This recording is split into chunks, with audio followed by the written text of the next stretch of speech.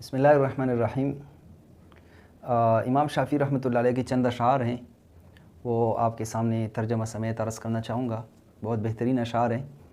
امام شافعی صاحب فرماتے ہیں: یا واعظ الناس عما انت فاعلہ یا من يعد علیہ العمر بالنفس احفظ لشیبک من عیب یدنسہ ان البیاض قلیل الحمل للدنس كحامل لثياب الناس يغسلها وثوبه غارق في الرجس والنجس ترجو النجاة ولم تسلك طريقتها إن السفينة لا تجري على اليبس ركوبك النعش ينسيك الركوب على ما كنت تركب من بغل ومن فرس يوم القيامة لا مال ولا ولد وضمة القبر تنسي ليلة العرس۔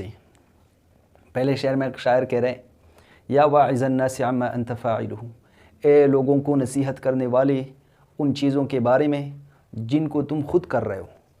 یعنی ایک انسان خود جو ہے بعض چیزوں کا ارتکاب کر رہا ہے، دوسروں سے کہہ رہا ہے کہ یہ کام نہ کرے، یہ کام کرے وغیرہ۔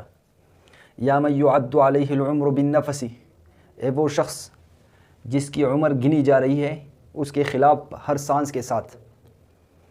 احفظ لشیبک من عیب یدنسہ، اپنے بڑھاپے کو ہر اس عیب سے بچاؤ، یدنسہ جو اس کو داغدار بنائے۔ اور اس کی وجہ یہ ہے کہ ان البیاض قلیل الحمل للدنس، اس لیے کہ ہر سفیدی وہ ذرا سی گندگی کو بھی برداشت نہیں کرتی۔ ترجو النجاة ولم تسلک طریقتها، یہ بہت بہترین شعر ہے۔ شاعر کہہ رہے کہ آپ نجات تو چاہتے ہو لیکن نجات کا جو طریقہ ہے اس کو اختیار نہیں کرتے، اس پر چلتے نہیں ہو آپ۔ ان السفینۃ لا تجری علی الیبس، کیونکہ یہ قاعدہ اور قانون ہے کہ کشتی جو ہے وہ خشکی پر نہیں چلتی۔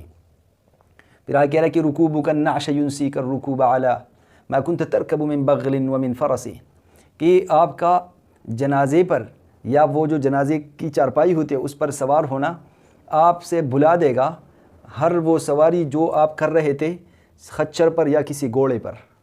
یوم القیامۃ لا مال ولا ولد، قیامت والے دن نہ مال کام آئے گا نہ اولاد کام آئے گی۔ وضمۃ القبر تنسی لیلۃ العرس، اور قبر کی جو تنگی ہوگی وہ شب زفاف بھی انسان سے بھلا دے گی۔